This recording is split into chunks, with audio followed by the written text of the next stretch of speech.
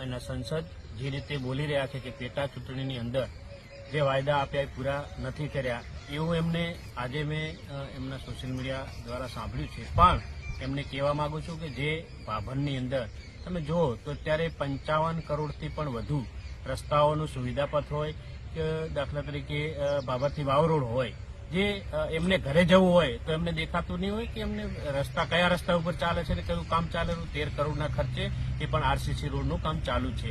એ રીતે ભાભરની અંદર કોલેજનું કામ હોય તો કોલેજનું કામ પણ 17 કરોડથી વધારે ના ખર્ચે કોલેજનું પણ અત્યારે કામ ચાલુ છે। એવી રીતે જ્યારે સરકારી હોસ્પિટલ હોય એનું પણ કામ અત્યારે સરકારે જ્યારે લોકોએ ચૂંટણી લાવ્યા પછી ત્યારે સરકારમાં મંત્રી તરીકે હું બેઠો હું ત્યારે આ બધા કામો અત્યારે જ્યારે ચૂંટણી આવ્યા પછીના કામો છે। એ જ રીતે જે રાધનપુરથી સોઈગામ વાવનો રોડ પણ પૂરજોશમાં કામ ચાલે અને એ પણ પૂર્ણતાને આરે છે। એવા તો અનેક કામો આ ભાભર શહેરની અંદર વિધાનસભાની અંદર અનેક કામો ચાલુ છે। કોઈ ગામ એવું નહીં હોય કે અત્યારે વિકાસના કામો ન ચાલુ હોય। જ્યારે પ્રજાએ ચૂંટણી મૂક્યા હોય ત્યારે મારી ફરજ થાય છે કે પ્રજાના લોકોના કામ કરવા અને લોકોની વચ્ચે રહેવું। અને અત્યાર સુધી કરોડો રૂપિયાના કામ અને એમના સમયની અંદર તમે જુઓ તો ભાભરની અંદર તમે જુઓ, મને એક કામ બતાડી આપો। એમને 7 વર્ષ ધારાસભ્ય તરીકે રહ્યા, અત્યારે લોકસભામાં છે। તેમને ભાભર સિટીની અંદર શું કામ કર્યું? બીજું કે ભાભર સિટીની અંદર હું આવ્યા પછી અને લોકોએ ચૂંટ્યા પછી ભાભર સિટીને મીઠું પાણી આપવા માટેની પણ યોજના ચાલુ છે। ટૂંક સમયની અંદર ભાભરના તમામ ઘરોની અંદર મીઠું પાણી પણ મળી રહેશે। એવા તો અનેક ઘણા કામો ગણાવું તો ઘણા બધા કામો છે। પણ હું એમને કહેવા માંગુ છું કે જ્યારે લોકોએ મત આપ્યા હોય, લોકોએ ચૂંટીને લાવ્યા હોય ત્યારે મારી ફરજ થશે અને એમના જે વચનો આપ્યા એ બધા વચનો હું પૂરા કરવાનો છું અને થાય રહ્યા છે। સરકાર અમારી છે, અમારી સરકારે અનેક ઘણા કામો આ વિસ્તારની અંદર આપ્યા છે અને હજુ તો ઘણા બધા કામો કરવાના છે। એમ કહેતા કે કોઈ વિકાસના કામો નથી થયા તો દરેક ગામની અંદર જુઓ, દરેક ગામની અંદર અત્યારે કોઈ ગામ એવું નહીં હોય કે વિકાસના કામો ચાલુ નથી। હું એમને કહેવા માંગુ છું કે જ્યારે જનતા જોઈ રહી છે, તમે પણ જુઓ, જ્યાં કામો થાય છે તમને પણ નજરે નથી આવતું કે આ કામો નથી। અત્યારે ગૌરવપથ રોડ ચાલી રહ્યો છે ભાભરની અંદર, તો એ ખૂબ સુવિધાવાળો અને ખૂબ ટ્રાફિકથી મુક્ત લોકોને ખૂબ લોકો રહેશે એના માટે કામ થઈ રહ્યું છે। એવા તો અનેક કામો જેવા કે ગામડાની અંદર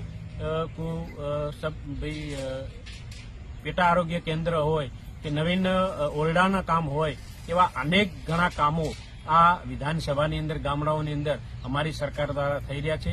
અને હજુ તો ઘણા બધા કામો આ સરકાર દ્વારા મોટી ભેટો અને ટૂંક સમયમાં મોદી સાહેબ પણ આ વિસ્તારમાં આવી રહ્યા છે 31 તારીખે, તો એની અંદર પણ મોદી સાહેબ પણ ઘણું બધું આપણને આ પ્રજા માટે ઘણું બધું આપ્યું છે અને આપવાના પણ છે।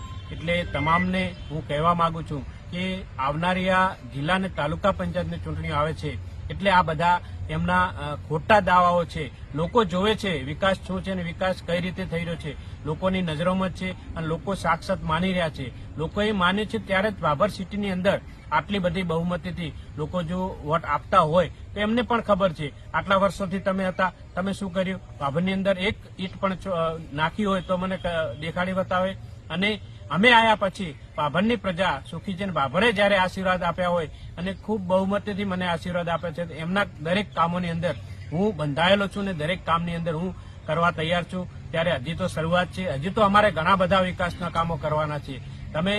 તમને પણ ખબર પડશે, પ્રજા પણ જોઈ રહી છે અને લોકોને પણ ખબર છે કે વિકાસના કામો કઈ સરકાર કરી છે। અમારી ભારતીય જનતા પાર્ટીની સરકાર, અમારી ભૂપેન્દ્રભાઈની સરકાર, અને જયારે મોદી સાહેબ આ વિસ્તારની અંદર નવો જિલ્લો આપ્યો હોય, નવા તાલુકાઓ આપ્યા હોય અને ઘણું બધું આપ્યું છે અને હજી ઘણું બધું આપવાનું છે। જ્યારે એ સરકારની અંદર આપણા વિધાનસભાની અંદર જ્યારે તમે ચૂંટણી લાવ્યો અને સરકારની અંદર સમાવેશ કર્યો હોય તો પણ એક મોટી આપણને ભેટ આપી છે અને મંત્રી તરીકે હું આવું તો આ વિસ્તારની અંદર કોઈ વિકાસની ખામી નહીં રહેવા દઉં એ પણ તમને વચન આપું છું।